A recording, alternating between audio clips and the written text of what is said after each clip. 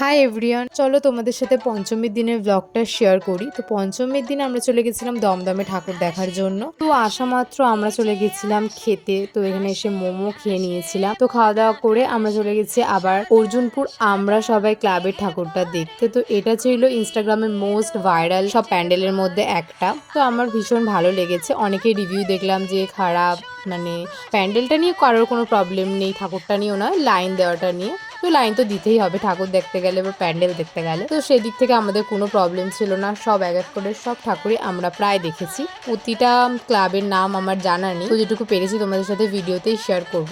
আর এইসব প্যান্ডেলের ক্লাবের নাম যদি তোমাদের জানা থাকে অবশ্যই কিন্তু আমাকে সেটা কমেন্ট করে জানিও। আর কে কে দমদমে ঠাকুর দেখতে এসেছিলে বা যাবে সেটাও কিন্তু জানিও। তারপরে আমরা রাত হয়ে যেতে তারপর একটু খেয়ে নিয়েছিলাম, কারণ সারা রাতের ব্যাপার ছিল সেই দিন।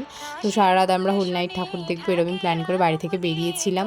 তো এখানে আমরা অটোর জন্য অপেক্ষা করছিলাম, আর আমরা এতটাই ক্লান্ত ছিলাম যে আমরা এখানে বসে পর্যন্ত পড়েছি। তখন ঘড়িতে ওই 11:30টার মতো বাজে, মানে বুঝতে পারছো এখনই আমাদের এই হাল। আর আমরা নাকি দেখবো সারা রাত ঠাকুর, মানে এটা শুধু মুখেই বলা যায়, আমরা কখনোই ওটা করতে পারি না। কেমন হয় বলো তো, সারা রাত বাইরেই থাকা হয় কিন্তু ঠাকুর দেখা হয় না। মানে একটা ঠাকুর দেখে তারপরে আধ ঘন্টা 1 ঘন্টার রেস্ট নিই, তারপরে আরো একটা অন্য ঠাকুর দেখার জন্য লাইন দিই। মানে এরম করে করেই আমাদের রাতটা কেটে যায় বাইরে। তারপরে এই যে অটো করে চলে এসেছি শ্রীভূমি ঠাকুরটা দেখার জন্য। তো শ্রীভূমি ঠাকুরটা দেখার তো মেন কারণ হচ্ছে সেখানে প্যান্ডেল এবং ঠাকুর দুটোই খুব খুব অসাধারণ করে প্রতি বছর।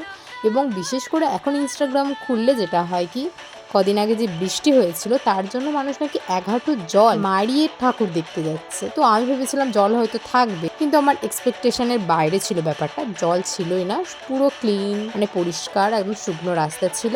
আর খুব একটা ভিড় ছিল না, মানে আমাদের আগের বছর যে অভিজ্ঞতা হয়েছিল সেই তুলনায় এবছর খুবই খালি ছিল বাকি রাস্তাগুলো। হ্যাঁ, মুখের কাছে গিয়ে একটু ভিড় হয়েছিল, বাট ঠিক আছে, নর্মাল। তো এটা কিন্তু আমি পঞ্চমী দিনের কথা বলেছি যেদিন আমরা গেছি। এখন কেমন কি ভিড় সত্যি আমার জানা নেই। কেউ এখনের ভিত্তিতে আমাকে আবার কিছু কমেন্ট করতে এসো না প্লিজ। আর এই যে মায়ের মুখটা তোমাদের সাথে তো ভালোভাবে ভিডিওতে আমি দেখাতেও পাচ্ছি না, কিন্তু খুবই সুন্দর ছিল।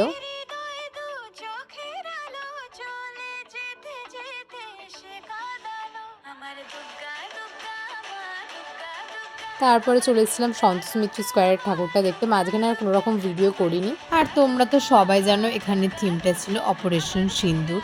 মানে সত্যি যেটা পুরো জীবন্ত হয়ে উঠেছে যেন। মানে যারা যারা গেছো অবশ্যই জানবে, মানে এমনভাবে পুরো ব্যাপারটা আমাদের চোখের সামনে ফুটিয়ে তুলেছে, মানে সেটা কল্পনাও করা যায় না। ভীষণ সুন্দর ছিল। তারপরে এই যে এবার আমরা ফিরবো বাড়িতে। আর এই যে পুরো ফাঁকা রাস্তাটা দেখছো, এখানে আমরা বন্ধুরা মিলে হেঁটে হেঁটে যাচ্ছিলাম, আর কেউ ছিল না চারপাশে। আর আমরা পুরো শিয়ালদা থেকে ধর্মতলা অবধি হেঁটে হেঁটে গেছি, কারণ কোনো রকম বাস বা কিছু আমরা পাইনি।